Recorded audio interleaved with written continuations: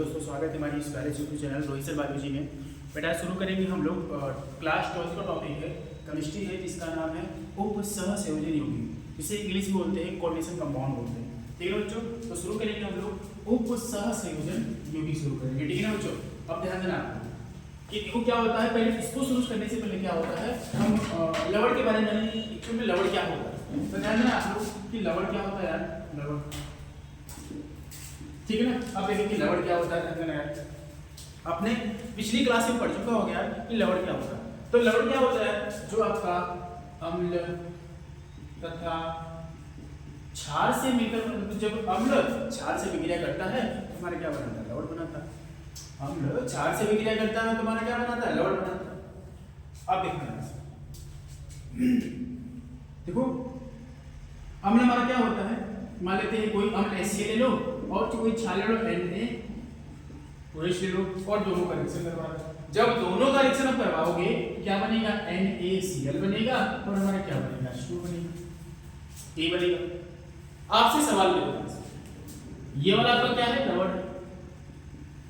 ठीक है ना, लवड़ है। अच्छा बताओ, लवड़ में दो चीजें हैं, ध्यान देना। लवड़ में दो चीजें आपको दिखाई दे रही, एक आपका क्या धनायन दिखाई दे रहा है ना, इसमें क्या है, एक आपका प्लस है, एक हमारा क्या है, माइनस है। मतलब इसमें क्या है, एक धनायन है और एक हमारा क्या है, ऋणायन है। ठीक है, एक आपका क्या है, धनायन है, एक हमारा क्या है, ऋणायन है। तो बात को समझना यार, आपसे पूछा जा रहा है कि ये जो धनायन है, ये जो धनायन है कहां से आया है, अम्ल से आया है कि क्षार से।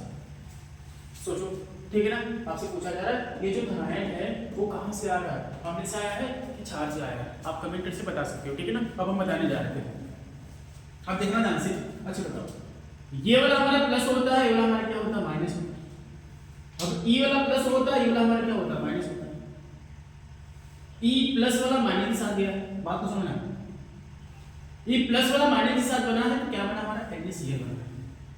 तो जो NaCl में प्लस है वो तो क्षार से आया है, यानी कि जो आपका लवड़ में जो धनायन आता है वो कहां से आता है, क्षार से आता है। ठीक है, लवड़ में जो धनायन आता है वो कहां से आता है, क्षार से आता है। ठीक है ना, जो लवड़ में धनायन होता है वो कहां से आता है, क्षार से। ठीक है, इतना क्लियर हुआ। ठीक है, आई होप आपको समझ में आ रहा होगा। ठीक है, मुझे देखो यार, अम्ल क्या होता है, अम्ल जब क्षार से विक्रिया करता है तो हमारे क्या बनाता है, लवड़ बनाता है और जल बनाता है, आपको पता है। तो फॉर एग्जांपल के लिए हम ले लेते हैं यहाँ पर, मान लेते हैं हमारा क्या अम्ल HCl हो गया और हमारा क्षार क्या हो गया, NaOH हो गया। अब दोनों रिएक्शन कर लेते हैं यार। अब दोनों रिएक्शन करने के हमारे क्या बनाएंगे, NaCl बनाएंगे और हमारे क्या बनेंगे, H2 बनाएंगे। बात को समझना। अच्छा, जो ये वाला हमारे क्या दिखाई दे रहा है, ये तो लवड़ दिखाई दे रहा है, ये हमारे क्या है, लवड़। लवड़ में दो चीज आपको दिखाई दे रही है, एक आपका प्लस, एक हमारा क्या है, माइनस। एक आपका धनायन है, एक हमारा क्या है, ऋणायन है। तो आपसे पूछा जा रहा है जो धनायन है वो कहां से आया है, अम्ल से आया है कि क्षार से आया है। देख लो यार, ये वाला जो प्लस है ना वो क्या है, NaCl में है कि नहीं है। जो आपका सोडियम था वो प्लस था, वो क्षार में भी है। अर्थात जो लवड़ में आपका धनायन आता है वो कहां से आता है, क्षार से। ठीक, ये आपका हो गया, लवड़ हो गया हमारा। अब क्या करेंगे, लवड़ का मतलब कि कितने भागों में विभाजित किया उसको देखेंगे। ठीक है, लवड़ देखते हैं इसको। देखो, लवड़ दो भागों में विभाजित किया गया, लवड़ दो भागों में विभाजित किया गया। पहला हमारा क्या है, सरल लवड़, जिसे अंग्रेजी में बोलते हैं सिंपल सॉल्ट। ये हमारा क्या होता है, योगात्मक लवड़।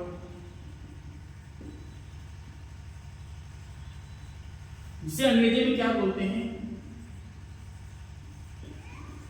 Addition salt. ठीक है, एडिशन सॉल्ट। अब देखो सरल लवड़ क्या होता है, सरल लवड़ क्या होता है, बात को समझना है यार। जिसमें एक ही धनायन तथा एक ही ऋणायन उपस्थित होते हैं ध्यान देना, जिसमें एक ही धनायन और एक ही ऋणायन उपस्थित होते हैं उसे हम क्या बोलते हैं, सरल लवण बोलते हैं। जैसे कि ध्यान देना, इसी की ध्यान देना, एग्जांपल के लिए ले रहे हैं यहाँ, ध्यान देना, जैसे KCl, KCl में क्या आपको दिखाई दे रहा है, 1 प्लस 1 माइनस। अगर हम NaCl की बात करें तो NaCl में 1 प्लस है, 1 हमारा क्या है, माइनस है। और कुछ एग्जांपल जैसे कि कुछ और एग्जांपल ले लो यार, AlCl3 1 प्लस, ठीक है, इसमें 1 ही माइनस है, ठीक है। देखो क्या होता है, इसमें एक ही धनायन हो और एक ही ऋणायन हो, ध्यान देना, इसमें एक ही धनायन हो और एक ही ऋणायन हो उसे क्या बोलते हैं, सरल लवण बोलते हैं, सिंपल सा वर्ड बोलते हैं, ठीक है ना। इसमें एक ही प्रकार के धनायन हो, एक ही प्रकार के धनायन। अब इसमें बात करते हैं, इसमें क्या होता है, देखो इसमें क्या होता है, जिसमें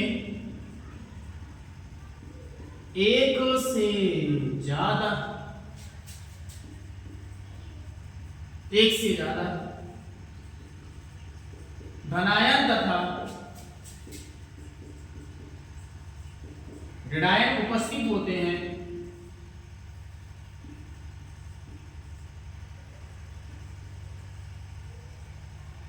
ठीक है ना, जिसमें एक से ज्यादा धनायन तथा ऋणायन उपस्थित होते हैं उसे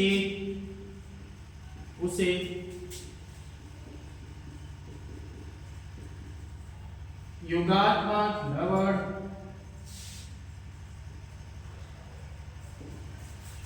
ठीक है ना, उसे क्या बोलते हैं, योगात्मक लवण करते हैं, ठीक है ना बेटा, उसे क्या बोलते हैं, योगात्मक लवण करते हैं। जैसे Al2 K2SO4 into Al2SO4 का whole thrice into 24H2O। I hope आप इसको जानते होंगे, ठीक है ना। ये हमारा क्या है, फिटकरी है, ये हमारा क्या है, फिटकरी, इसका फार्मूला नहीं याद तो याद कर लो, ठीक है ना, कोई दिक्कत नहीं। कि इसमें देखो क्या है कि एक से ज्यादा धनायन है और एक से ज्यादा हमारे क्या ऋणायन है, बात को समझो ना, देखो आंसर इसमें क्या है, एक से ज्यादा धनायन है और एक से ज्यादा ऋणायन। तो चलो देखते हैं यार कैसे, देखो एक ही E होगा प्लस, एक ही E होगा प्लस, दो टे प्लस हो गया ना भाई। अब देखो इसमें माइनस की बात करें, देखो ये वाला माइनस, बहुत सारे माइनस है, मतलब कि एक से ज्यादा प्लस हो, एक से ज्यादा माइनस हो, उसे हम क्या बोलेंगे, योगात्मक लवण बोलेंगे, ठीक है ना बेटा। इसमें क्या होता है, एक से ज्यादा प्लस होता है, एक से ज्यादा माइनस होता है, उसे हम क्या बोलते हैं, योगात्मक लवण बोलते हैं, ठीक है ना। आपका हो गया, आई होप आपको समझ में आया होगा, ठीक है ना। तो आगे बढ़ रहे हैं, देखो अब देखना ना, योगात्मक लवण को ध्यान देना भैया, योगात्मक लवण को, चलो इसको देखो बाद में, ठीक है, मिटा रहे हैं इसको। योगात्मक लवण को दो भागों में बांटा गया है, ठीक है। योगात्मक लवण को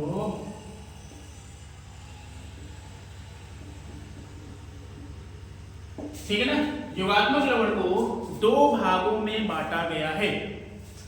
पहला हमारा है, ध्यान देना भैया, पहला हमारा है द्विक लवण,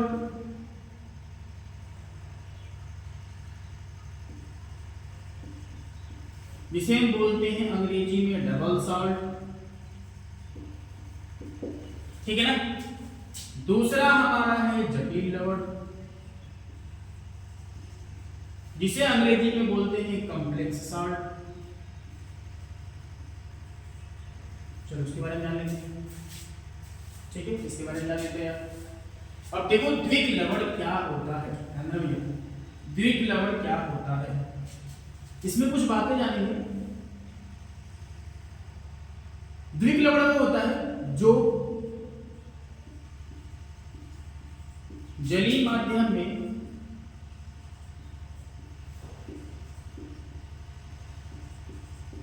अपने आयनों में पूरी तरह टूट जाता है, ठीक है ना। जो जलीय विलयन में, जलीय माध्यम में अपने आयनों में पूरी तरह टूट जाता है, उसे क्या बोलते हैं, द्विक लवण बोलते हैं, ठीक है ना, उसे क्या बोलते हैं, द्विक लवण बोलते हैं। और इसमें दूसरी बात ध्यान देना भैया, दूसरी बात ध्यान देना, अभी आपको समझ में आ जाएगा, कुछ एग्जांपल देंगे आपको, ध्यान देना, ठीक है ना। तो जो जलीय माध्यम में क्या होता है, पूरी तरह टूट जाता है। और क्या होता है, आगे बात करते हैं, जो अपनी अगर द्विक लवण ना, तो यह अपनी पहचान खो देता है, ठीक है ना, यह अपनी पहचान खो देता है। जैसे कि KCl, जब KCl रहेगा यार, जब ये टूटेगा तो क्या होगा, K प्लस रहेगा और Cl माइनस रहेगा। आपको दिख रहा है ना यहाँ पर K प्लस Cl माइनस, या पहले KCl था अब टूट गया, किस में टूट गया, K प्लस में टूट गया और Cl माइनस में टूट गया, पूरी तरह टूट गया ना। तो क्या देखो, पहले अभी तो K प्लस बना है, Cl माइनस बना, क्या अब KCl है, नहीं है यार, मतलब अपनी पूरी पहचान खो दिया ना। देखो ध्यान से याद रखना यार, जो टूट जाता है वो अपनी पूरी पहचान खो चुका होता है, ठीक है ना। कोई भी हो अगर टूट जाएगा तो वो क्या होगा, बर्बादी हो जाता है, ठीक है ना। यहाँ पर क्या देख सकते हो, यहाँ पर ये कोई देखो, मान लीजिए हमारा क्या है, KCl है, हमारा क्या था, लवण था। देखो ये क्या हुआ, अपने आयनों में पूरी तरह टूट गया, अपने आयनों में क्या हुआ, पूरी तरह टूट गया। तो पहले KCl था, अब KCl नहीं है, दिख रहा है ना आपको, पहले हमारा KCl था, KCl नहीं है, मतलब क्या है, अपनी पहचान खो दिया ना KCl ने। KCl ने क्या किया, जल माध्यम में गया और अपनी पहचान खो दी, ठीक है, जल माध्यम में गया, क्या हुआ, अपनी पहचान खो दिया, ठीक है ना। तो जो क्या होता है, अपनी पहचान खो देता है, जो अपने पूरे आयनों में टूट जाता है, उसे क्या बोलते हैं, द्विक लवण बोलते हैं, ठीक है ना। अब क्या बोलते हैं, उसे हम द्विक लवण बोलते हैं। वही होता है ना जो बर्बाद, मतलब जो टूट गया होता है वो पूरी तरह अपनी पहचान खो चुका होता है, ठीक है ना, ये हो गया। अब दूसरे की बात करते हैं, दूसरे की बात करते हैं, ठीक है, दूसरे की बात करते हैं। देखो ध्यान से, जो जलीय माध्यम में अपने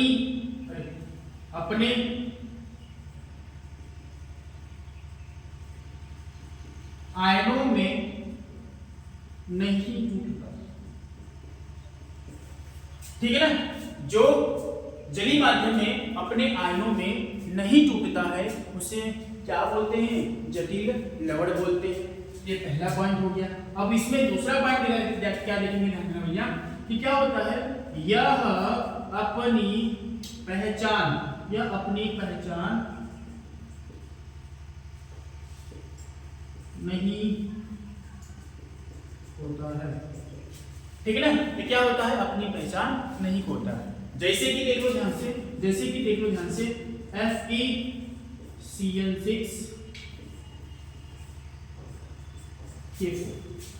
बस अभी के लिए समझ जाओ क्या हुआ, जब ये टूटता है ना ध्यान से, अब बस अभी के लिए याद रखो, ठीक है। जब आगे धीरे धीरे जब लेक्चर आएगा आपको, तो धीरे धीरे जब आगे आपको पढ़ाया जाएगा तो आपको पूरी बातें पता चलेंगी, ये सब है क्या एक्चुअली। बस अभी के लिए याद रखो, ये जब टूटता है बस याद रखो, ये क्या टूटता है, जब टूटता है तो K प्लस में टूटता है, FeCl6